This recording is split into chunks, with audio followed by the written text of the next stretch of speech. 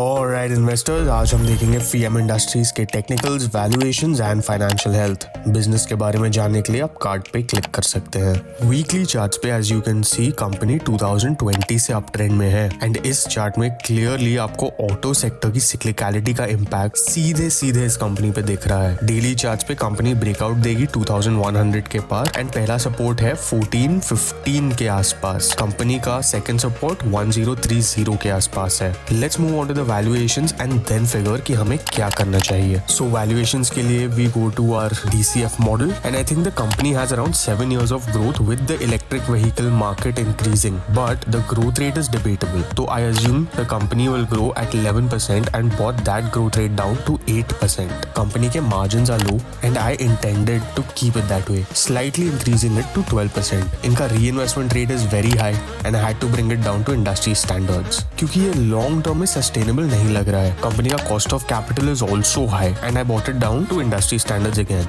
ये सब करके मेरा प्राइस आया around 998.37, which makes the company overvalued. Of course, like every valuation, I had uncertainties, so I ran simulations where revenue growth rate is between 10 and 15% and margins are between 9 and 15%. इसके हिसाब से मेरा price distribution कुछ ऐसा लगता है। ये numbers को मैंने डेसाइल्स में अरेंज किया एंड आप वैल्यू चूज कर सकते हो based on how much you like the stock and don't forget to comment down below what your value is. चलो तो वैल्यूएशंस एंड टेक्निकल्स देख के मैं क्या करूंगा? वेल आई थिंक अभी कंपनी ओवरवैल्यूड है एंड ट्रेंड भी कंसोलिडेशन का ही चल रहा है। So I'd wait either for the breakout और ब्रेक डाउन। अगर मोमेंटम के साथ ब्रेकआउट आया then chances are you can buy it for the short term and break down आया then one can wait and see अगर हमारे value के पास price आता है तो। चलो now let's take a look at the financials of the company. Company का market cap 2300 crore के आसपास है, रोज 27 का है एंड ROE 20 का है। स्टॉक का PE 16 के आसपास चल रहा है। P&L पे सेल्स कंसिस्टेंटली इंक्रीज कर रहे हैं, स्लोली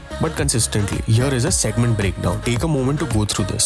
मार्जिन्स 11 to 13% के बीच में है, जो थोड़े लो है बट कांस्टेंट है एंड नेट प्रॉफिट ठीक ठाक है। बैलेंस शीट पे रिजर्व स्ट्रॉन्ग है एंड ग्रो कर रहे हैं। बोरोइंग्स नहीं है कंपनी के पास, जो ये बोरोइंग्स है बेसिकली लीज लायबिलिटीज है। कैश फ्लो फ्रॉम ऑपरेशंस सही है, इन्वेस्टिंग एक्टिविटीज बढ़ रहा है, मतलब कंपनी ने कैपेक्स किया है and cash flow from financing में बोरोइंग्स रीपे करने की वजह से एंड डिविडेंड्स पे करने की वजह से कैश आउटफ्लो हुआ है। कंपनी का डेटर डेज डिक्रीज हो रहे हैं, इन्वेंट्री डेज अराउंड 2 महीने के आसपास है। कंपनी के डेज पेएबल भी डिक्रीज हो रहे हैं। कंपनी का कैश कन्वर्जन साइकिल थोड़ा अनस्टेबल है as it's a small company, वो एक्सपेक्टेड होना चाहिए। वर्किंग कैपिटल डेज कंपनी के स्लोली इंक्रीज हो रहे हैं। शेयर होल्डिंग पैटर्न में प्रमोटर्स का स्टेक कांस्टेंट है, FIIs ने स्टेक कम किया है, DIIs ने हल्का स्टेक बढ़ाया है एंड पब्लिक ने स्टेक हल्का कम किया है। If you like this video you should check out these playlists next and don't forget to like, share and subscribe to the channel.